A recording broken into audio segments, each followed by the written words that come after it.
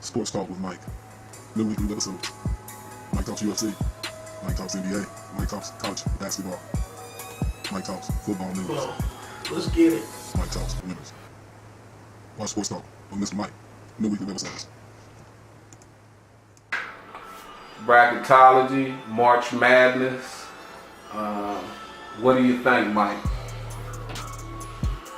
Well, this is normally the part of the year when I decide that I'm going to start watching a little bit of college basketball. Because you never know what the hell is going to happen. If you have a perfect bracket, I need you to link up with me so we can get these lottery tickets.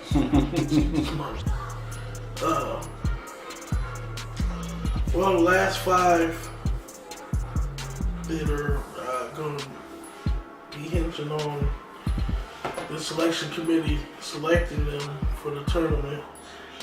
Wake Forest, they beat Louisville and Miami. They don't have any bad losses on their schedule.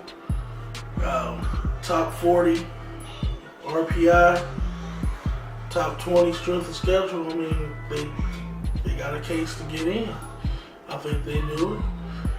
Providence.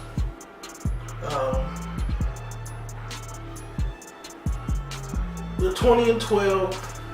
Not the best, but it's they lost to Creighton, who got beat by Villanova like they stole something. But they beat everybody else in their schedule, so why not? USC. They lost to UCLA in the Pac-12 tournament. It was a real close game. Arizona's tough. They're probably be the first seed.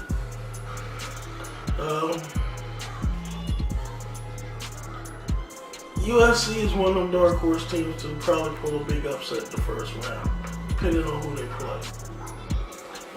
Got Kansas State. The Wildcats, they beat Baylor in the Big 12 tournament.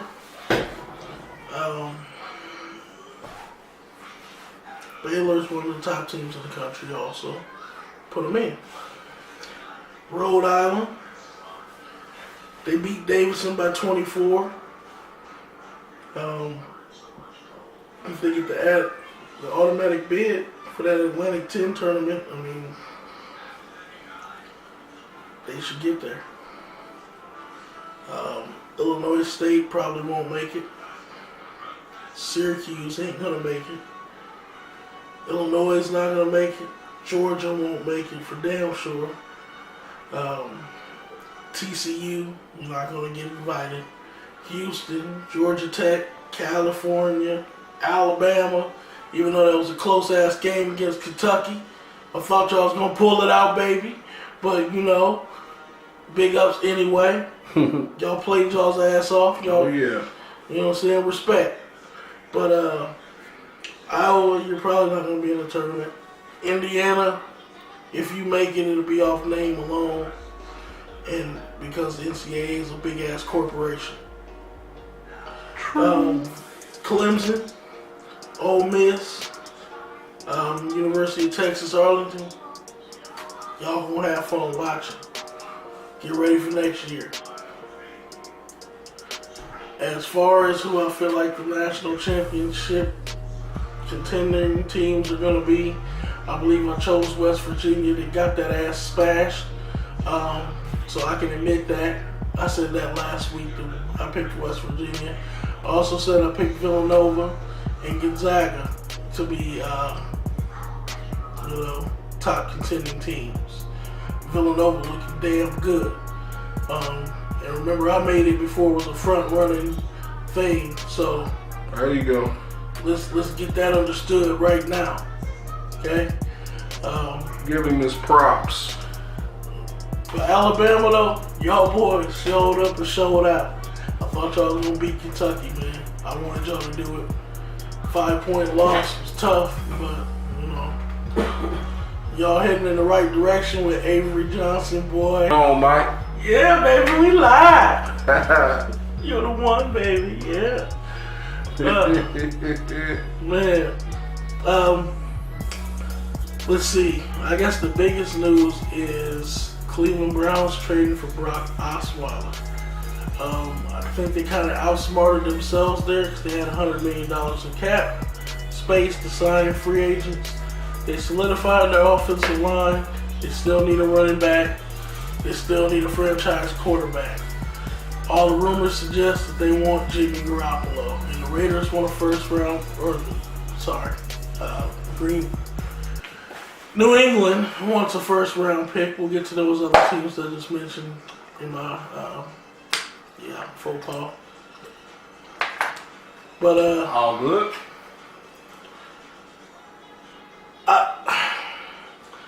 This man signed a stupid ass contract last summer.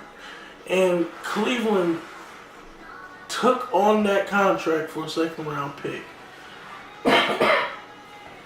The way that y'all motherfuckers been drafting over the last fucking 12 years, you shouldn't want a fucking draft pick. Ever. You should just want to spend your money on free agents. And put you in a good position that way. Because you motherfuckers don't coach your fucking talent. You let them leave and go win a championship elsewhere. Barkevius Mingo, y'all traded him in the middle of last season, and this motherfucker went to the Patriots and won a fucking championship and was one of their major contributors. You look real fucking stupid every time that shit happens. Moving on, my Green Bay Packers. Man, I was upset because we let the top cornerbacks and other defensive personnel, with the exception of Dante Hightower, get signed by other teams. You know, kind of pissed me off. We weren't doing anything, and then, bam! Headline: breaking news. Packers signed Martellus Bennett. Oh yeah. So that's just going to increase. He's a willing and able blocker. He's a monster at it, and he's a big play threat. He can catch that ball. He a red zone threat. He's big target. And then we signed Lance Kendricks. That's that fast, big, pass-catching tight end that can run and block. And run block. That's wonderful. Now let's get Adrian Peterson, please. Let's get Adrian Peterson. AP. All day, baby. All day, baby. Brandon Marshall signed with the Giants. Ooh. I didn't know about that. So you got Brandon Marshall, who has led the NFL in catches for the past 7 years. And you have Odell Beckham. No wide receiver has caught more touchdown passes than him since his time entering the fucking NFL.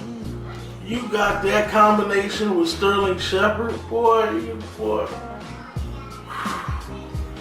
gonna be ugly, especially if they draft a tight end this good. It's gonna be ugly.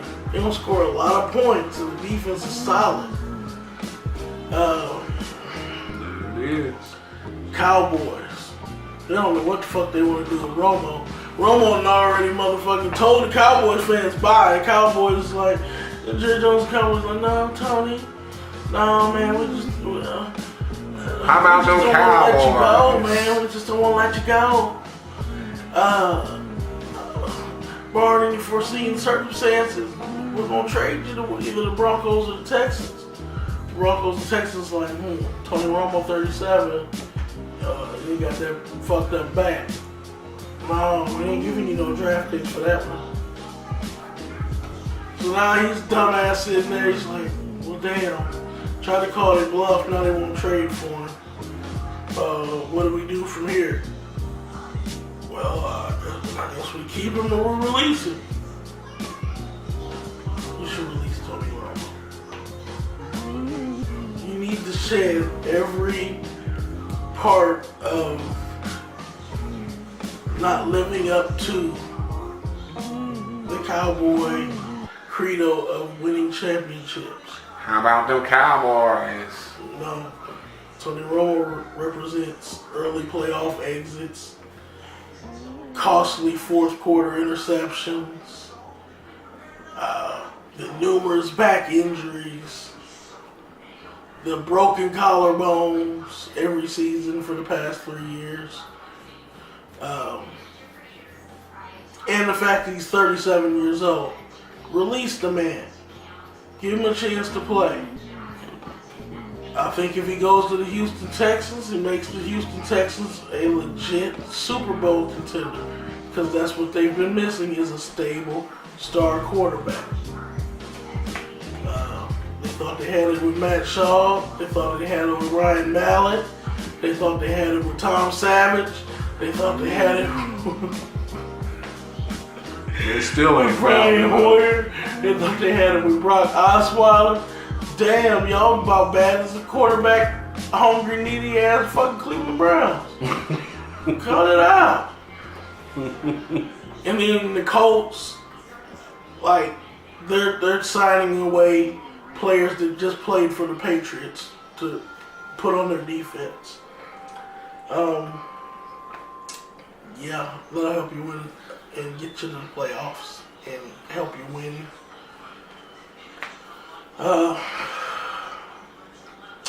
What the fuck is the NFL doing?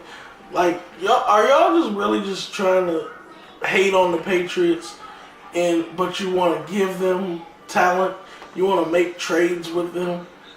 I mean, not only did they sign the top cornerback in the free agency class and pair him with one of the top cornerbacks in the league, in Darius Butler.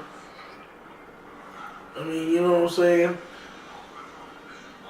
And then they signed, they got Brandon Cooks and they got Coney Ealy, a Mizzou product, as a matter of fact. Mizzou! So,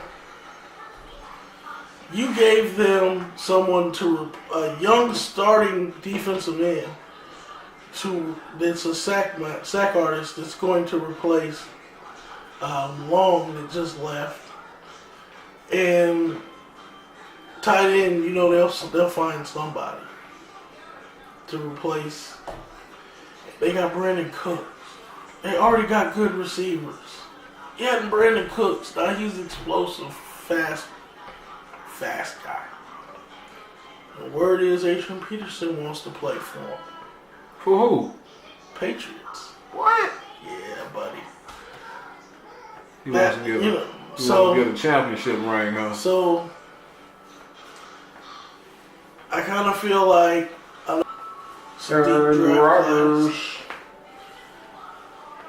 think next season, I'm going to call it right now, Green Bay, New England is Super Bowl. Okay, they've been planting the seeds for a lot of these matches that they have coming up for WrestleMania. And I'm the first to say I'm glad that my WWE Network subscription is not active, and it won't be active. I don't want to watch this shit. I don't want to watch this shit, so I'm not going to. That's what big boys and girls do. You don't like something, you don't watch it, you don't acknowledge it. I'm not going to watch that, but I'll watch the night after. And I'll tell you why. Undertaker came out, pretty much bitched Braun Strowman, which Braun Strowman being the big monster that's been whooping everybody's ass for the past year. And Undertaker made him look like a bitch because he backed down. Undertaker didn't even say nothing to him, he just looked at him. And then Roman Reigns comes out, and of course everybody's booing him. And he has his confrontation with the Undertaker, and he gets chokeslammed.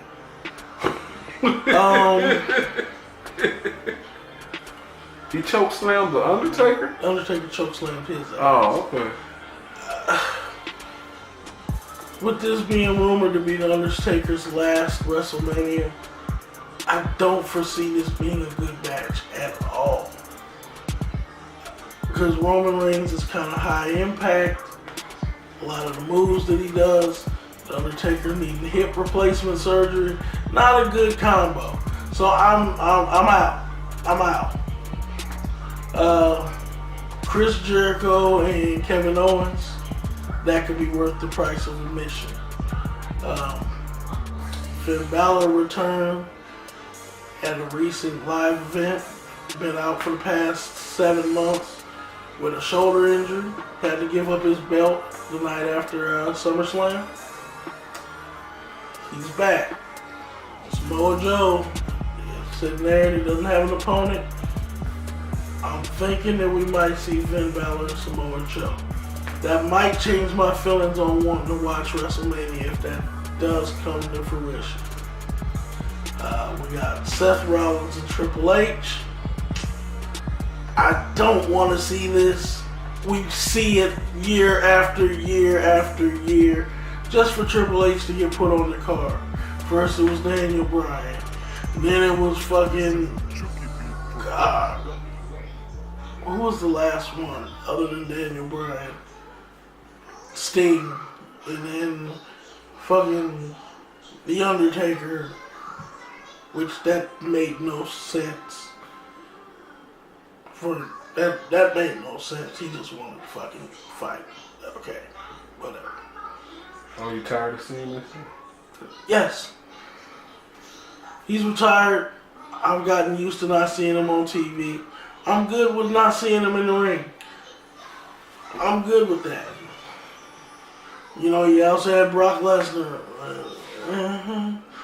Okay. Enough. Speaking of Brock Lesnar, part-time ass, and Goldberg's extremely part-time ass. And he's the fucking world champion. How about that? Way to go, bro. Why you call him part-time, Mike? He's never on the fucking show. Oh, man. I see. I guess him and Brock Lesnar are supposed to be on every Raw for the next 3 weeks until WrestleMania.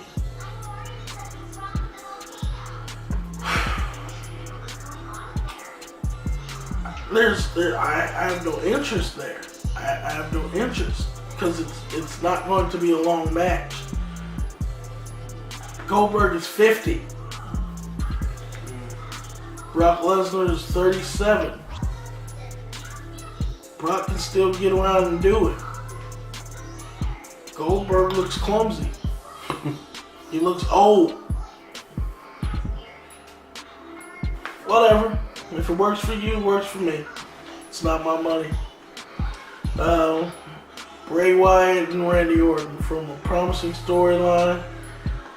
I really wanted to get behind this. I really wanted to.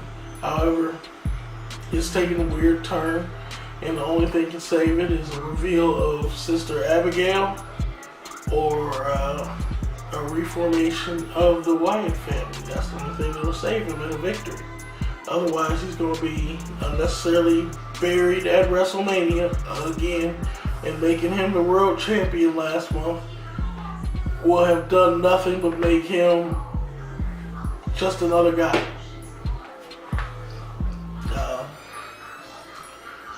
There's the SmackDown women's match with the SmackDown women. They're not worth fucking talking about ever. Mike, can I ask you a question? Yeah. No, I don't mean to interrupt, but I haven't watched wrestling in a while, and I'm starting to watch it again. Who the heck is this Sister Abigail? She's a character that Bray Wyatt has been referencing for the better part of 3 years. No one has ever seen the Sister Abigail, but they always hear about Sister Abigail. Bray Wyatt being a cult leader type personality. I've lost interest in that. I have. I'm done. I will turn it on and see what's going on. I gotta catch up. I ain't seen it in a while. And then there's a women's match worth watching. Charlotte Bailey and Sasha Banks. Only reason it'd be worth watching is for Charlotte and Sasha. Bailey sucks. Whatever.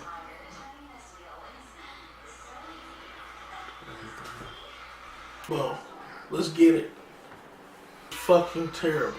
She's horrible. I don't see the appeal in her. Her in-ring work sucks. But whatever. Next. Neville and Austin Aries. That's gonna be a fucking feud to fucking watch for years to come. That's gonna be the shit. Their matches are gonna be the shit. Neville's dry on the mic. Austin Aries is good enough to carry them both and make them both look really good. So I'm excited about that. It's obvious that Mick Foley is going to be ousted as general manager, and the rumors are Kurt Angle is going to take his place. Correct. I kind of don't want to see that happen because it's like watching your favorite fighter fight the guy that came behind them and is now what they once were. Seeing him struggle to be who we remember him to be, he needs to just go on somewhere and sit down. Keep writing your books, man. Keep writing your books. We remember you for what you were. Champion, man. You can't take away what we were, man. You can't do it. If you don't know what the hell I was doing, I was referencing Above the Rim. It was a great movie. Came out in 1997. Starred Tupac. You might want to see that. Who is the young talent in the WWE that you think we should keep an eye out on, Mike? Well, the top young talent that you need to keep an eye on and watch is Baron Corbin. I'm real interested in him. Because he's not your typical bad guy. You don't cower from a fight. Come with it. And I like that. That's different. And he can go in the ring. He needs a manager or someone to talk for him because he's still getting a comfort level. He hasn't found his niche yet. Once he gets that, though, he's a total package. It's over with.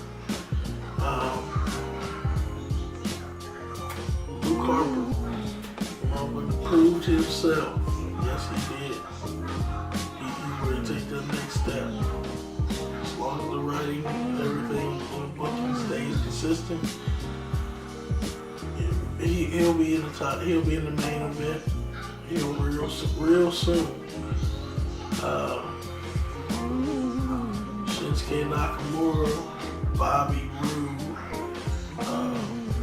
These guys are in NXT waiting to get called up to the main roster. NXT being the farm system.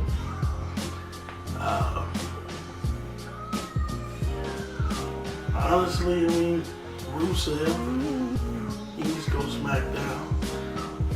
They can use him. And he can be really good. He can be a champion.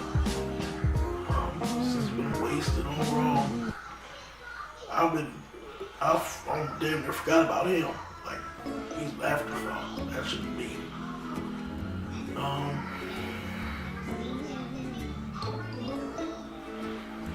Yeah. That's about it at the moment that I can think of. How about on the women's side?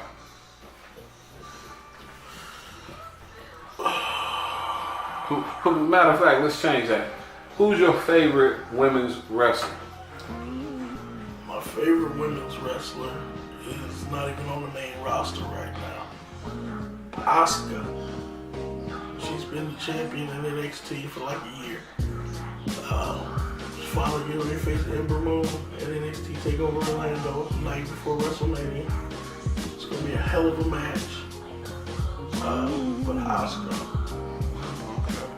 and Ember Moon. the two names to look out for.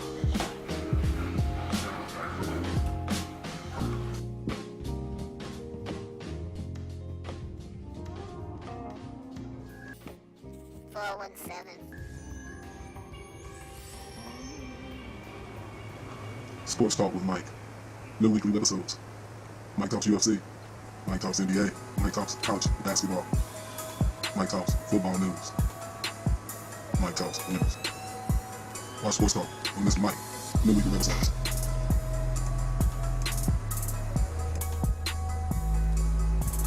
Sports Talk with Mike. New weekly episodes.